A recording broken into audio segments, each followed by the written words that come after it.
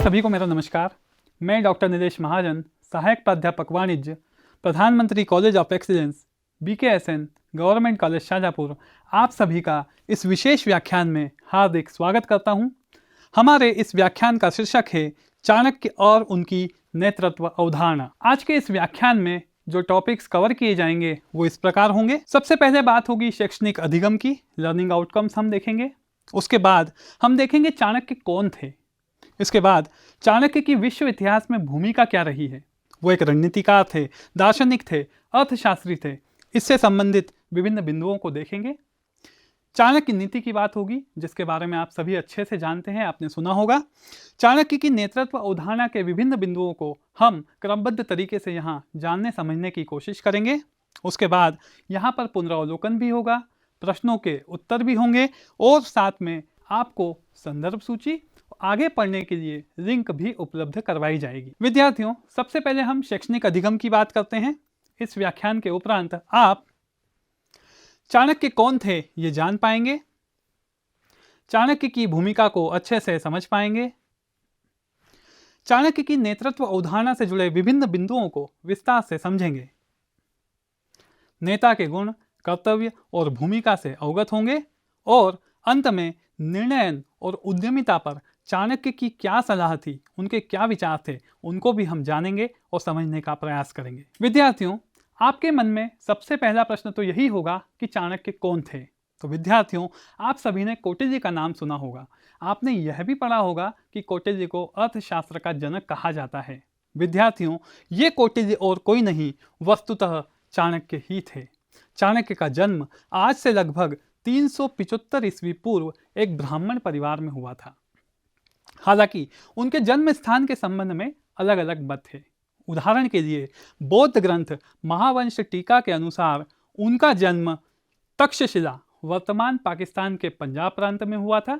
तो वहीं लेखक हेमचंद्र जैन की कृति परिशिष्ट पर्व के अनुसार उनका जन्म गोल्ला क्षेत्र के चणक गांव में हुआ था और उसी गांव से उनका नाम चाणक्य पड़ा। एक अन्य धारणा यह भी है कि उनके पिता का नाम चणक था और चणक पुत्र होने से उनका नाम चाणक्य हुआ। चाणक्य के जन्म स्थान के संबंध में यह भी कहा जाता है कि उनका जन्म स्थान पाटलिपुत्र था, तो कुछ लोग यह भी मानते हैं कि कुसुमपुर उनका जन्म स्थान था। चाणक्य का मूल नाम विष्णुगुप्त था और नीतिसार के अनुसार उनके अन्य नाम वात्स्यायन, मल्लनाग, कौटिल्य, चाणक्य, द्रमिल, पक्षिल स्वामी, वराणक और गुल थे। यदि जन्म स्थान और नाम के मतभेदों को छोड़ दिया जाए तो लगभग सभी विचारकों का यह मत है कि चाणक्य की मौर्य साम्राज्य को स्थापित करने में महत्वपूर्ण भूमिका थी। उन्होंने नंद वंश के साम्राज्य को समाप्त करने में महत्वपूर्ण भूमिका अदा की थी और सम्राट चंद्रगुप्त के महामंत्री थे। जहाँ तक उनकी शिक्षा दीक्षा का प्रश्न है, उनकी शिक्षा उस समय के सुप्रसिद्ध विश्वविद्यालय तक्षशिला में हुई थी और बाद में वे उसी विश्वविद्यालय में राजनीति शास्त्र के आचार्य बन गए। विश्व इतिहास में चाणक्य को एक कुशल रणनीतिकार के रूप में जाना जाता है। रणनीतिकार अर्थात रण अर्थात युद्ध में जीत हासिल करने के लिए नीति निर्माता। चाणक्य एक कुशल रणनीतिकार थे। उनके अनुसार जीत का कोई विकल्प नहीं। जीत के लिए साम, दाम, दंड, भेद में से किसी का भी उपयोग किया जा सकता है। साम अर्थात समझाकर, सामने वाले को कन्विंस करके अपनी बात मनवाई जा सकती। दाम अर्थात धन देकर, फाइनेंशियल बेनिफिट्स ऑफर करके भी काम निकलवाया जा सकता है। दंड अर्थात डरा धमका कर, शक्ति का उपयोग करके, बल का प्रयोग करके भी अपनी बात मनवाई जा सकती है। और अंत में भेद अर्थात विभाजित करके भी अपनी बात मनवाई जा सकती है और विजयी पाई जा सकती है। तो साम, दाम, दंड, भेद चाणक्य की एक महत्वपूर्ण रणनीति है।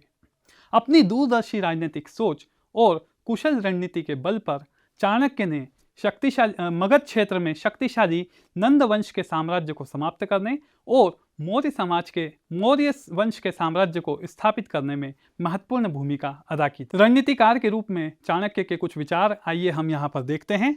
चाणक्य के अनुसार एक बुद्धिमान राजा को शत्रु की गतिविधियों पर नजर रखनी चाहिए। बिल्कुल सही है। यदि राजा वही बुद्धिमान है जो अपने राज्य को तो देखे ही, साथ ही साथ जो हमारे शत्रु राज्य हैं उनकी गतिविधियों पर भी नजर रखे। शत्रु को दुर्बल समझने की भूल कदापि नहीं करना चाहिए। बिल्कुल सही, विरोधियों को कभी हमें कमजोर नहीं आंकना चाहिए। अपनी कमियों को दूसरों के सामने प्रकट नहीं करना चाहिए, इस बात का भी हमें विशेष ध्यान रखना चाहिए। अपने प्रतिस्पर्धियों के सामने, अपने विरोधियों के सामने अपनी कमी को हमें भूल कर भी प्रकट नहीं करना चाहिए। अपनी योजनाओं को गोपनीय रखना चाहिए। जी हाँ, हम जो भी योजनाएं बनाते हैं, देखिए यहाँ पर मैं आपका ध्यान इस ओर आकर्षित कराना चाहता हूँ कि आज के समय में युद्ध तो नहीं होते, लेकिन हाँ, व्यवसाय जरूर होता है। आज के समय हमारे शत्रु तो नहीं होते, लेकिन विरोधी जरूर होते हैं, हमारे प्रतिस्पर्धी जरूर होते हैं, हमारे कॉम्पिटिटर्स जरूर होते हैं। तो यदि हमें कॉम्पिटिटर्स से आगे निकलना है, उन पर विजयश्री प्राप्त करनी है, तो ऐसी स्थिति में हमें अपनी योजनाओं को, अपने प्लान्स को पूरी तरीके से गोपनीय रखना चाहिए। इसके बाद हम यदि देखें तो उन्होंने कहा है कि निर्णय सोच समझ कर लिया जाना चाहिए। डिसीजन मेकिंग बिल्कुल सही है। यदि हम कुछ महत्वपूर्ण मामलों पर निर्णय लेना चाहते हैं तो उसके लिए पहले अच्छे से सोच विचार होना चाहिए, तभी हमको निर्णय लेना चाहिए। महत्वपूर्ण निर्णयों में अपने मंत्रियों से सलाह मशवरा अवश्य करना चाहिए। यहाँ पर मैं आप सभी को बताना चाहता हूँ कि चूंकि चाणक्य चंद्रगुप्त मौर्य के महामंत्री थे, तो उनका भरोसा मंत्रियों पर था। उन्होंने ये कहा था कि हर राजा के विश्वास पात्र मंत्री होना चाहिए, सहायक होना चाहिए और महत्वपूर्ण मामलों में उनसे सलाह मशवरा अवश्य किया जाना चाहिए। 3 व्यक्तियों के एक मत होने पर ही निर्णय को अंतिम एवं ग्राह्य मानना चाहिए। इस कथन का अभिप्राय भी वही है कि हमें निर्णय के पहले 3 लोगों से चर्चा जरूर करना चाहिए। दुर्बल राजा को ताकतवर राजा से संधि कर लेना चाहिए। बिल्कुल सही है। और इसी प्रकार यदि कोई ताकतवर राजा है तो उसे दुर्बल राजा से विग्रह कर लेना चाहिए। चाणक्य एक दार्शनिक के रूप में चाणक्य का दर्शन आज भी जीवन के विभिन्न क्षेत्रों जैसे अर्थ, धर्म, समाज, राजनीति में प्रासंगिक हैं। चाणक्य नीति उन्हें एक सफल दार्शनिक के रूप में परिभाषित करती है। चाणक्य के अनुसार धर्म सुख का मूल है, अर्थात धर्म का त्याग करके सुख प्राप्त नहीं किया जा सकता। यदि व्यक्ति को सुखी रहना है तो ऐसी स्थिति में धर्म का पालन करना जरूरी है। राजतंत्र का आधार नीति शास्त्र है। एक राजा के लिए, राज्य के लिए नीति शास्त्र की बहुत आवश्यकता है। नीति शास्त्र अर्थात नैतिक मूल्य। राजतंत्र का आधार यही नैतिक मूल्य है, अर्थात यही नीति शास्त्र है। एक दोष अनेक गुणों को पीछे धकेल देता है। चाणक्य ने बिल्कुल सही कहा है। आप सभी ने सुना होगा, एक मछली सारे तालाब को गंदा कर देती है। ठीक उसी प्रकार व्यक्ति का एक दोष उसके अनेक गुणों को पीछे धकेल देता है। निरुत्साही का भाग्य भी परित्याग कर देता है। चाणक्य कहते हैं कि हम जो भी कार्य करें उसमें पूर्ण उत्साह होना चाहिए, हमारा मनोबल उच्च होना चाहिए। यदि हम उत्साह से कार्य नहीं करते हैं तो ऐसी स्थिति में कार्य सफल नहीं होता है। और यही कारण है कि उन्होंने कहा है, निरुत्साही का भाग्य भी परित्याग कर देता है। हमें आशातीत सफलता वहां प्राप्त नहीं हो पाती है। क्रोध न करने वाला व्यक्ति सर्वत्र विजयी होता है। चाणक्य ने मनुष्य के बहुत ही महत्वपूर्ण दोष की ओर इशारा किया है। हम बातों बातों में ही क्रोध कर लेते हैं। चाणक्य ने कहा है कि हमें क्रोध नहीं करना चाहिए, क्योंकि क्रोध न करने वाला व्यक्ति सभी जगह विजयी होता है। इसके अलावा चाणक्य ने और भी कुछ बातें कही हैं, जैसे उन्होंने कहा है कि अहंकार से बड़ा शत्रु नहीं, हमें अहंकार नहीं करना चाहिए। हमें वाणी विष और अमृत दोनों का कोश है। देखिए कितनी महत्वपूर्ण बात कही है। वाणी अर्थात हमारी बोली, विष और अमृत दोनों का कोश है, अर्थात इसका उपयोग हमें बहुत ही सोच समझ कर करना चाहिए। विद्या निर्धन व्यक्ति का उत्तम धन है। जो व्यक्ति निर्धन है, जो व्यक्ति गरीब है, उसके लिए विद्या उसका सर्वोत्तम धन है, क्योंकि यदि उसके पास विद्या है तो उसकी सहायता से वो जीविकोपार्जन कर सकता है, धन अर्जित कर सकता है, और विद्या ही उसका सबसे बड़ा धन है। बुरे व्यक्ति का साथ कभी नहीं करना चाहिए। बिल्कुल सही। चाणक्य ने यह भी कहा है कि बुरे व्यक्ति का साथ नहीं करना चाहिए, और यही कारण है कि हम अच्छी संगत पर ध्यान देते हैं।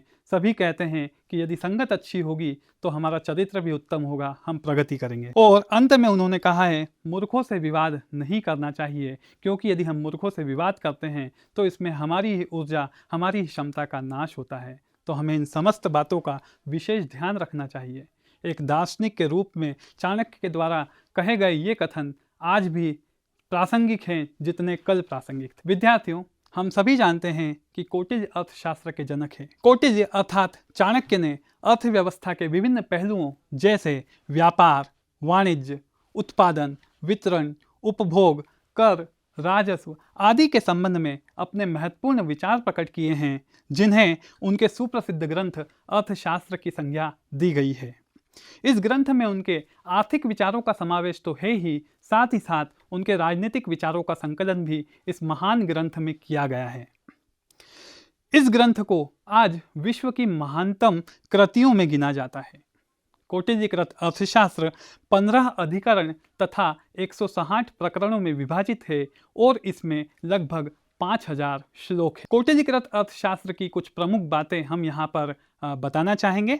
चाणक्य के अनुसार मनुष्य की जीविका को अर्थ कहा जाता है। मनुष्य की जीविका अर्थात व्यक्ति जीविका उपार्जन करने के लिए जो कुछ कमाता है वह अर्थ है, वह धन है। चाणक्य ने कृषि को अर्थव्यवस्था का आधार कहा है। ये बात उस समय भी लागू होती थी और आज के हमारे वर्तमान भारत में भी लागू होती है। आज भी यदि हम देखें तो कृषि हमारी अर्थव्यवस्था का आधार है। अर्थ का आधार राज्य है। चाणक्य ने अर्थ अर्थात धन का आधार राज्य को माना है, राज्य को महत्व दिया है।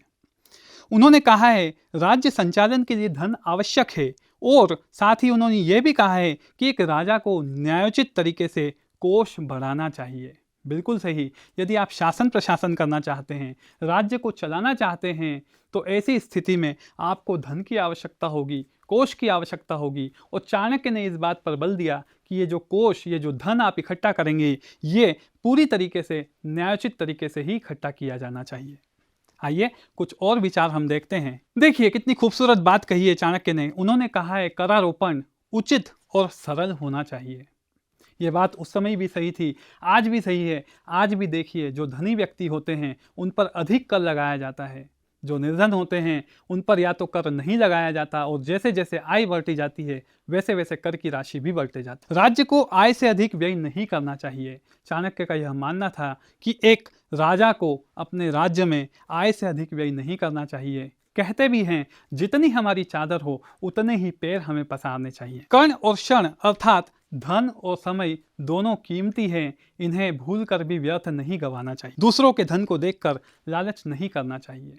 बहुत अच्छी बात कही है चाणक्य ने। हमें दूसरों के धन से ईर्ष्या नहीं होनी चाहिए। हमें खुद न्यायोचित तरीके से धन कमाने पर ध्यान देना चाहिए। धन को संचय करने के स्थान पर सही कार्यों में निवेश करना आवश्यक है। चाणक्य अर्थशास्त्री थे। उन्होंने उस समय भी रुपए के समय मूल्य को जाना और कहा कि धन को संचय नहीं करना चाहिए। यदि धन को संचय करेंगे तो आगे आने वाले समय में उसका मूल्य खत्म हो जाएगा, रखे रखे ही वो धन खत्म हो जाएगा। उसके बजाय हमें यह करना चाहिए कि उसे सही कार्यों में हमें निवेश करना। चाणक्य नीति। विद्यार्थियों चलिए चाणक्य नीति पर बात करते हैं। चाणक्य नीति एक महान राजनीतिज्ञ, दार्शनिक और अर्थशास्त्री के रूप में चाणक्य द्वारा शासन प्रशासन, युद्ध, राजनीति, नेतृत्व, अर्थ, सामाजिक आचरण, जीवन सहित विषयों की विस्तृत श्रृंखला पर सूत्रात्मक शैली में सुझाव प्रतिपादित किए हैं, जिन्हें चाणक्य नीति कहा गया है। चाणक्य नीति में प्रतिपादित किए गए ये सुझाव जीवन को सुखमयी एवं सफल बनाने के लिए उपयोगी माने जाते हैं। चाणक्य नीति को ज्ञान का भंडार माना जाता है।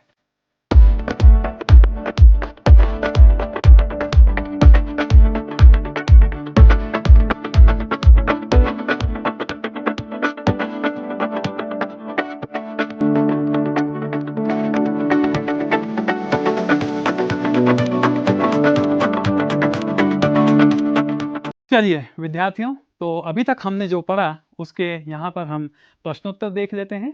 पहला प्रश्न हम यहाँ पर आपके सामने प्रस्तुत कर रहे हैं। देखिए पहला प्रश्न है, चाणक्य किस सम्राट के महामंत्री रहे थे? तो विद्यार्थियों मेरे हिसाब से यहाँ पर आपको विकल्प की आवश्यकता नहीं होनी चाहिए, लेकिन फिर भी यहाँ पर आपको विकल्प दिए जा रहे हैं। समुद्रगुप्त मौर्य, बिंदुसार, चंद्रगुप्त मौर्य और अशोक। तो विद्यार्थियों हमने जब व्याख्यान को शुरू किया था तो उस समय हमने बताया था कि आचार्य चाणक्य सम्राट चंद्रगुप्त मौर्य के महामंत्री थे, है ना। और उन्हें नेतृत्व शासन प्रशासन में उन्होंने दक्ष किया और नंद वंश के साम्राज्य को समाप्त करके मौर्य वंश के साम्राज्य को स्थापित किया। तो यहाँ पर सही जवाब है चंद्रगुप्त मौर्य। चलिए हम एक प्रश्न और देखते हैं। यहाँ पर क्या प्रश्न आता है? चाणक्य के अनुसार मनुष्य की जीविका को क्या कहते हैं? अर्थशास्त्र संबंधी प्रश्न है ये, आर्थिक बात हो रही है यहाँ पर। चाणक्य के अनुसार मनुष्य की जीविका को क्या कहते हैं? कर्म, धर्म, मर्म और अर्थ। तो विद्यार्थियों, मेरे प्रश्न पूछने के तरीके से ही आप समझ गए होंगे, यहाँ पर सही जवाब है अर्थ, अर्थात धन। चाणक्य के अनुसार मनुष्य जो जीविका कमाता है उसे अर्थ कहते हैं। हम अगला प्रश्न देते हैं। चलिए, यहाँ पर हमें बताना है कि इनमें से क्या गलत है चाणक्य के अनुसार। हम देखते हैं इन चारों चीजों में से, चारों वाक्यों में से कौन सा वाक्य गलत है। चाणक्य के अनुसार एक बुद्धिमान राजा को शत्रु की गतिविधियों पर नजर रखनी चाहिए, शत्रु को दुर्बल समझने की भूल नहीं करना चाहिए, अपनी योजनाओं को गोपनीय रखना चाहिए और अपनी कमियों को दूसरों के सामने प्रकट करना चाहिए। विद्यार्थियों, आप सभी समझ गए होंगे, हमने यहाँ पर चाणक्य की सारी महत्वपूर्ण बातों का अध्ययन किया था और उसमें हमने देखा था कि ये ऊपर के जो तीनों वाक्य है बिल्कुल सही है, लेकिन जो चौथा वाक्य है, अपनी कमियों को दूसरों के सामने प्रकट नहीं करना चाहिए, ऐसा चाणक्य ने कहा था। तो यहाँ पर हम देखते हैं कि हमारा जो उत्तर है वो ये रहेगा। चाणक्य के अनुसार अपनी कमियों को दूसरों के सामने प्रकट करना चाहिए, ये गलत है। ठीक है, चलिए आगे बढ़ते हैं।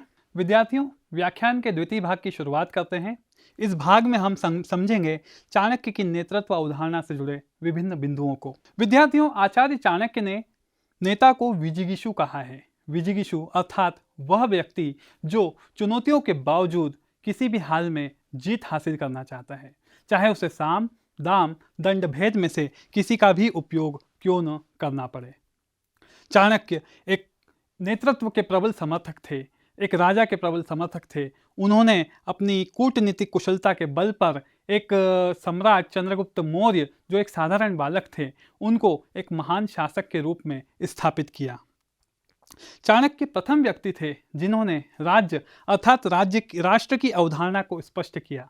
अपनी अवधारणा में उन्होंने राजा के लिए राज्य को सर्वोपरि माना। अपनी अवधारणा में उन्होंने एक राजा को एक नेता अर्थात राज्य के नायक की संज्ञा दी। उन्होंने कहा कि एक राजा एक नेता अर्थात राज्य का नायक होता है और उसे अनुयायियों की भांति अपनी प्रजा को साथ लेकर चलना होता है, उनके हितों में कार्य करना होता है। चाणक्य की नेतृत्व अवधारणा। चाणक्य ने अपनी नेतृत्व अवधारणा में राज्य के 7 अंगों की चर्चा की है।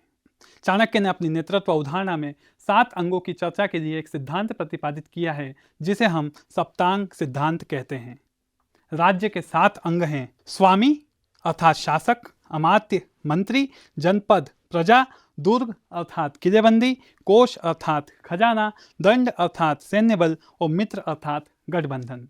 आइए हम इनमें से एक एक की चर्चा करते हैं। सबसे पहले शरीर रूपी राज्य का सबसे महत्वपूर्ण अंग होता है स्वामी अर्थात शासक अर्थात राजा। राजा के बगैर राज्य की कल्पना नहीं की जा सकती। जिस प्रकार मनुष्य के शरीर में सिर की भूमिका होती है, वही भूमिका एक राज्य में राजा की होती है। अमात्य अर्थात मंत्री। शरीर रूपी राज्य में मंत्रियों को आंखों की संज्ञा दी गई है। यदि राजा सफलतापूर्वक शासन करना चाहता है तो उसे सलाह मशवरा देने के लिए मंत्री होना आवश्यक है। मंत्री के बगैर किसी राज्य की कल्पना नहीं की जा सकती। थर्ड पे है यहाँ पर जनपद अर्थात प्रजा। शरीर रूपी राज्य के पैरों की संज्ञा दी गई है। जनपद अर्थात प्रजा। यदि प्रजा नहीं होगी तो राजा शासन किस पर करेगा? यदि प्रजा नहीं होगी तो राजा किसके हितों के लिए कार्य करेगा? तो चाणक्य के अनुसार जनपद या प्रजा तीसरा अंग है जो कि राष्ट्र के लिए आवश्यक है। चौथा दुर्ग अर्थात किलेबंदी। यह राज्य का चौथा अंग है। इसे राज्य की बाहों की संज्ञा दी गई है। दुर्ग वह चीज है या दुर्ग या फोर्टिफिकेशन या किलेबंदी वह है जहां पर राजा और राजकोष सुरक्षित रहता है। दुर्ग किलेबंदी के बगैर भी किसी भी राज्य की कल्पना नहीं की जा सकती। पांचवा अंग है कोष अर्थात खजाना। यह तो हम जानते हैं, किसी भी राज्य का सफल सुचारू संचालन करने के लिए पैसों की आवश्यकता होती है, धन की आवश्यकता होती है। इसी को कोष कहा गया है। शरीर रूपी राज्य में मुख की संज्ञा इसे दी गई है। कोष के बगैर राज्य नहीं चलाया जा सकता, अतः यह भी राज्य का एक महत्वपूर्ण अंग है। दंड अर्थात सैन्य बल। एक राज्य को शत्रुओं से सुरक्षा बहुत जरूरी है। शत्रुओं पर आक्रमण करने के लिए, शत्रुओं से अपने राज्य को बचाने के लिए दंड अर्थात सैन्य बल का बहुत महत्व है। शरीर रूपी राज्य में इन्हें मस्तिष्क की संज्ञा दी गई है। और सातवां मित्र अर्थात गठबंधन। विद्यार्थियों, एक राज्य को सुरक्षित रखने के लिए केवल सैन्य बल ही पर्याप्त नहीं है। राज्य के हितैषी अन्य राज्य भी होना आवश्यक है, मित्र भी होना आवश्यक है, गठबंधन होना भी आवश्यक है। अतः चाणक्य ने इन 7 अंगों की चर्चा की है। उनके अनुसार ये अंग राज्य के और ये कहें कि राजा के या नेतृत्व के 7 अंग भी कहलाते। विद्यार्थियों, चाणक्य द्वारा प्रतिपादित सप्तांग सिद्धांत के 7 अंगों को हम आधुनिक व्यवसाय प्रबंध से भी संबद्ध कर सकते हैं। यदि आप ध्यान से देखेंगे तो नेतृत्व के जो सप्तांग सिद्धांत के जो 7 अंग हैं, उन्हें हम आधुनिक व्यवसाय प्रबंधन में व्यवसाय के 7 स्तंभों की संज्ञा दे सकते हैं। 7 पिलर्स ऑफ बिजनेस उन्हें कहा जा सकता है। कैसे? आइए हम यहाँ पर देखते हैं। राज्य का पहला अंग है स्वामी, राजा, और यदि इसे आधुनिक व्यवसाय प्रबंधन में हम कहें तो कह सकते हैं स्ट्रॉन्ग लीडर। यदि हम किसी बिजनेस की बात करें तो उसके लिए स्वामी, राजा या यूं कहें स्ट्रॉन्ग लीडर का होना बहुत जरूरी है। यदि स्ट्रॉन्ग लीडर होगा तो निश्चित रूप से मानिए वो व्यवसाय तरक्की करेगा। अमात्य, मंत्री अर्थात कॉम्पिटेंट एडवाइजर्स। आज यदि हम बिजनेस की बात करते हैं तो बिजनेस में जो लीडर होते हैं उनको सजेशन देने के लिए एडवाइजर्स होना बहुत जरूरी है। जिस प्रकार पुराने समय में मंत्री होते थे जो राजा को सलाह देते थे, ठीक उसी प्रकार आधुनिक व्यवसाय प्रबंधन में एडवाइजर्स की भी बहुत ज़्यादा महत्ता है। जनपद, प्रजा अर्थात कस्टमर बेस। राज्य के लिए उसकी प्रजा का कल्याण महत्वपूर्ण उद्देश्य होता था। हमारे आज के जो बिजनेस है, आज का जो व्यवसाय है, उसका मुख्य उद्देश्य अपने उपभोक्ताओं का कल्याण है, अपने उपभोक्ताओं की संतुष्टि है। तो कस्टमर बेस, इसको हम व्यवसाय का तीसरा स्तंभ कह सकते हैं। चौथा, दुर्ग अर्थात रोबस्ट इंफ्रास्ट्रक्चर। रोबस्ट इंफ्रास्ट्रक्चर मतलब किसी बिजनेस में जो भौतिक सुविधाएं होती है वो बहुत ही ज़्यादा महत्व रखती है। यदि व्यवसाय अच्छा करना चाहता है, अधिक से अधिक उत्पादन करना चाहता है, कम से कम लागत रखना चाहता है, अधिक से अधिक लाभ कमाना चाहता है, तो ऐसी स्थिति में बिजनेस में रोबस्ट इंफ्रास्ट्रक्चर का होना बहुत ज़रूरी है। यह व्यवसाय का चौथा महत्वपूर्ण स्तंभ है। पांचवा, कोष। कोष की महत्ता आप लोगों से छुपी नहीं है। कोई भी बिजनेस बिना पैसे के, बिना धन के, बिना फंड के नहीं किया जा सकता। तो किसी भी बिजनेस में साउंड फाइनेंशियल मैनेजमेंट को हम कोष की संज्ञा दे सकते हैं। दंड अर्थात इफेक्टिव वर्कफोर्स। पुराने समय में दंड होता था, सैन्य शक्ति होती थी। यदि हम आधुनिक व्यवसाय प्रबंधन में से कहें तो हम कह सकते हैं इफेक्टिव वर्कफोर्स। जी हाँ, एक सुंदर बिजनेस के लिए, सफल बिजनेस के लिए इफेक्टिव वर्कफोर्स का होना बहुत ज़रूरी है। तभी जितने भी वर्क्स होते हैं, जितनी भी एक्टिविटीज़ होती है, उनका प्रॉपर एग्जीक्यूशन संभव हो सकता है। अंत में मित्र अर्थात स्ट्रेटेजिक अलायंस। बिजनेस में स्ट्रेटेजिक अलायंस की बहुत ज़्यादा महत्ता है। आज वही बिजनेस सक्सेसफुल हैं जो अपने से ताकतवर बिजनेस के साथ अलायंस कर लेते हैं और मार्केट पर कब्जा करते हैं। इस प्रकार हम नेतृत्व के जो 7 अंग हैं उन्हें हम व्यवसाय के 7 स्तंभ के रूप में भी परिभाषित कर सकते हैं। चलिए अब हम चाणक्य की नेतृत्व अवधारणा के अगले बिंदु पर आते हैं। चाणक्य ने अपने इस सूत्र के माध्यम से नेता के या यूं कहें राजा के 4 गुण बताए हैं। चाणक्य के अनुसार ये गुण हैं दानशीलता या उदारता। चाणक्य ने कहा है एक नेता को, एक राजा को दानशील होना चाहिए, उदार होना चाहिए, जेनरस होना चाहिए। तभी वह अपनी प्रजा का कल्याण सोच सकता है और उसके लिए कदम उठा सकता है। चाणक्य के अनुसार एक राजा को मृदुभाषी होना चाहिए, सॉफ्ट स्पोकन होना चाहिए। विद्यार्थियों, यहाँ पर मैं बताना चाहता हूँ कि चाणक्य स्वयं स्पष्टवादी थे, मृदुभाषी नहीं थे, लेकिन उनका यह मानना था एक नेता को, एक राजा को मृदुभाषी होना चाहिए, क्योंकि बहुत से काम अपनी मीठी वाणी से निकलवाए जा सकते हैं। तो उनके अनुसार मृदुभाषिता जो है ये भी नेता या राजा का एक महत्वपूर्ण गुण है। धैर्य तथा धीरज। चाणक्य के अनुसार एक राजा को, एक नेता को धैर्य रखना चाहिए, धीरज रखना चाहिए। हो सकता है कि शुरुआत में सफलता हाथ न लगे, लेकिन हमें धीरज रखना चाहिए और उचित अनुचित का ज्ञान। चाणक्य ने यह भी कहा है एक राजा को, एक नेता को उचित अनुचित का ज्ञान होना चाहिए। चाणक्य ने उपरोक्त गुणों के अलावा कुछ अन्य गुणों की भी यहाँ पर चर्चा की है, देख लेते हैं हम। चाणक्य के अनुसार नेता अथवा राजा के कुछ अन्य गुण होते हैं। दृढ़ चित्त अर्थात पावर ऑफ कॉन्सेंट्रेशन होना चाहिए। चाणक्य के अनुसार एक नेता या राजा का चित्त दृढ़ होना चाहिए। इसका मतलब वो जिस भी कार्य को करे एकाग्र चित्त होकर करे, मन लगाकर करे, तभी उस कार्य में सफलता मिल सकती है।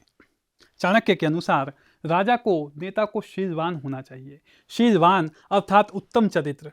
जिसका चरित्र उत्तम होगा वह अच्छा सोचेगा और कल्याण कर पाएगा। प्रज्ञावान, चाणक्य ने नेता के लिए, राजा के लिए यह भी कहा है कि एक राजा को प्रज्ञावान होना चाहिए। प्रज्ञावान होने से हमारा आशय एक राजा को, नेता को विद्वान होना चाहिए, बुद्धिमान होना चाहिए, ज्ञानवान होना चाहिए।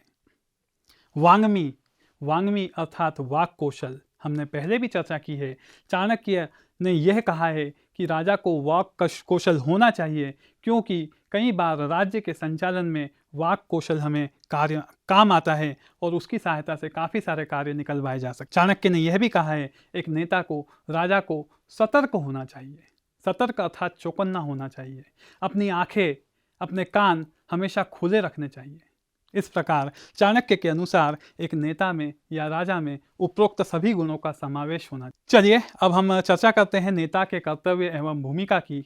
तो चाणक्य के अनुसार, चाणक्य ने नेताओं के कुछ कर्तव्य और भूमिकाओं की ओर इशारा किया है। देखते हैं हम। चाणक्य ने बताया है कि नेता का प्रथम कर्तव्य है अपने लोगों के हितों में कार्य करना। बिल्कुल सही है, एक राजा का कर्तव्य है प्रजा के हित में कार्य करना। उसी प्रकार एक नेता का प्रमुख कर्तव्य है अपने समूह के लिए, अपने अनुयायियों के हितों में कार्य करना। न्याय से कोष बढ़ाना, हमने अध्ययन अध्यापन में पहले चर्चा की थी कि एक राजा को न्यायोचित तरीके से कोष बढ़ाने पर ध्यान देना चाहिए। वही उसका एक कर्तव्य भी है। नेता को या राजा को अपने कोष के जो साधन हैं वो न्यायोचित तरीके से ही बढ़ाने चाहिए।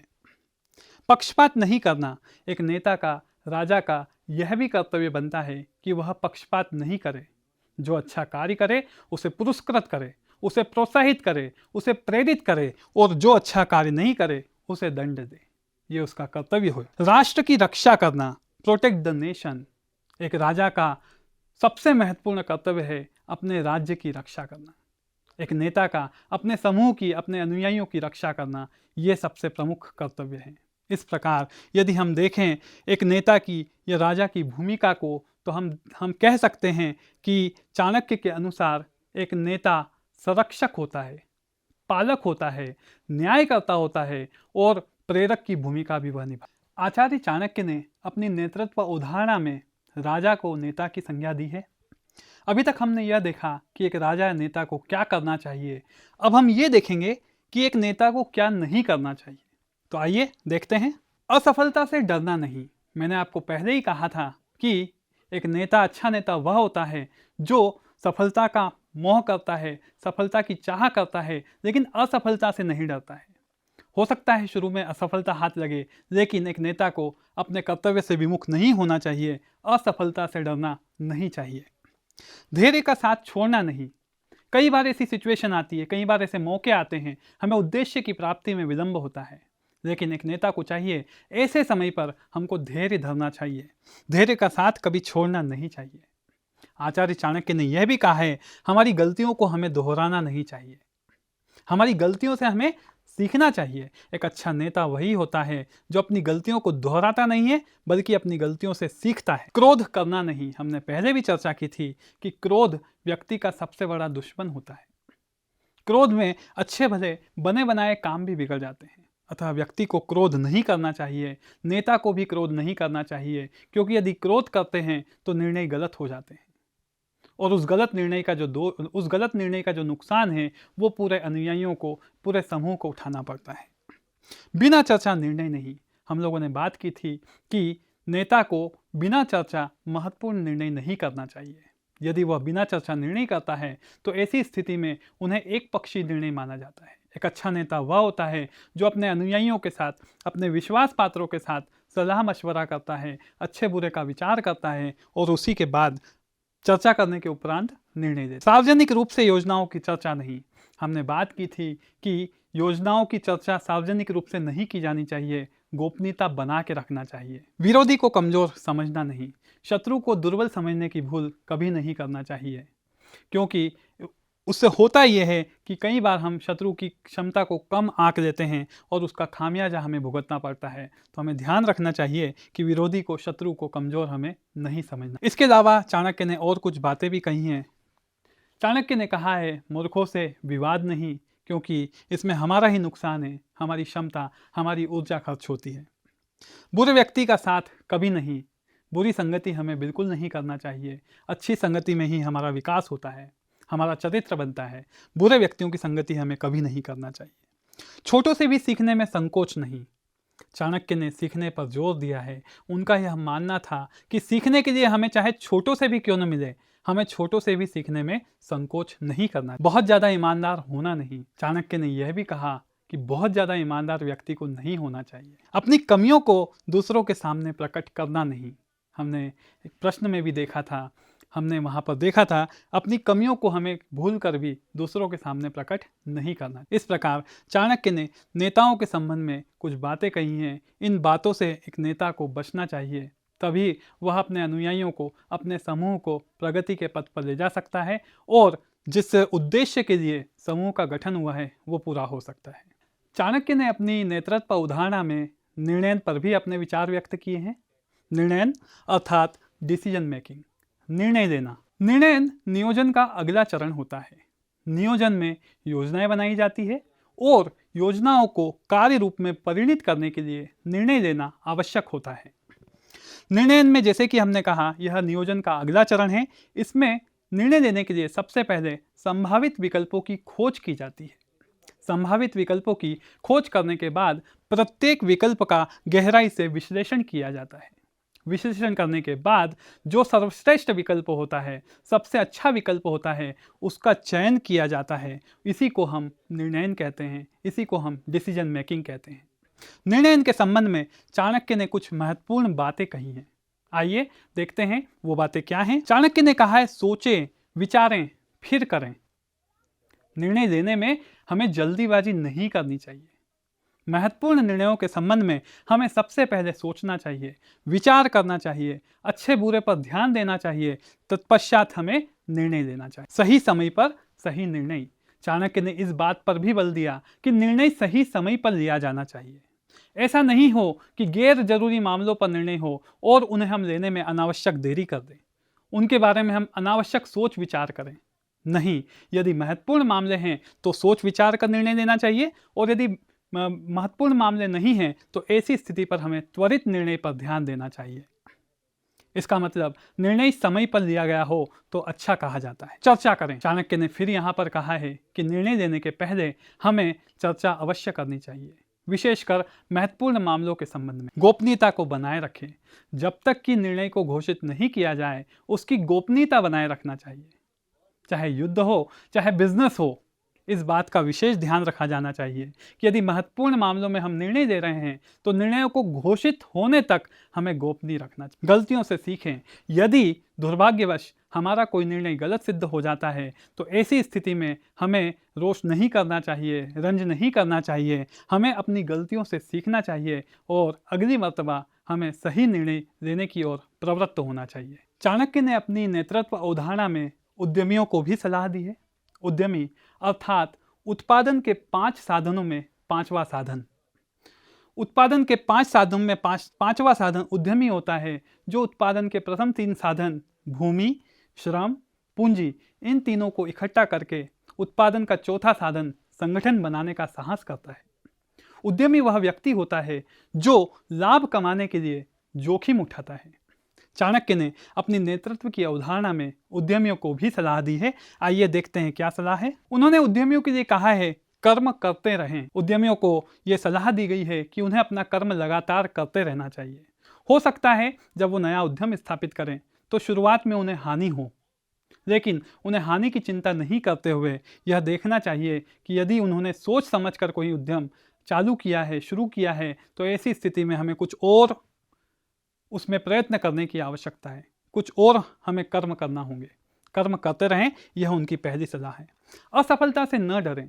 शुरुआती असफलता हो सकती है, लेकिन यदि हमारा प्लान सही है तो ऐसी स्थिति में लंबी अवधि में हमें सफलता मिलना तय है।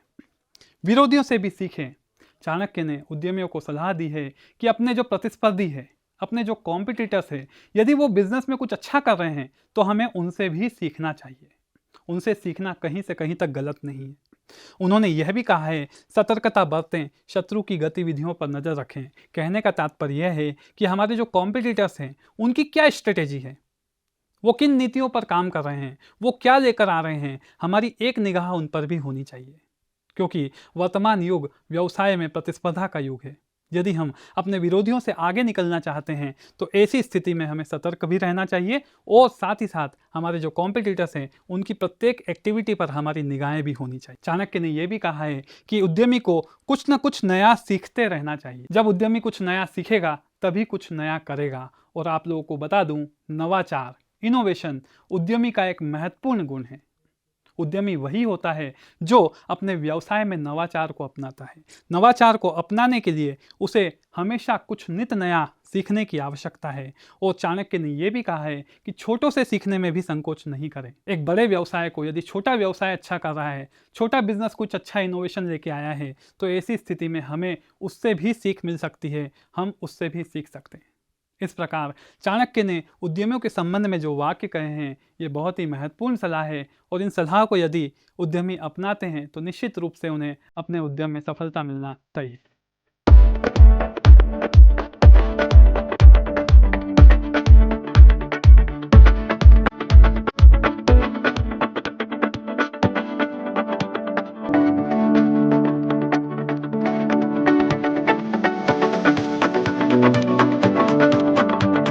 व्याख्यान के इस भाग के बाद अब बात आती है पुनः प्रश्नोत्तर की।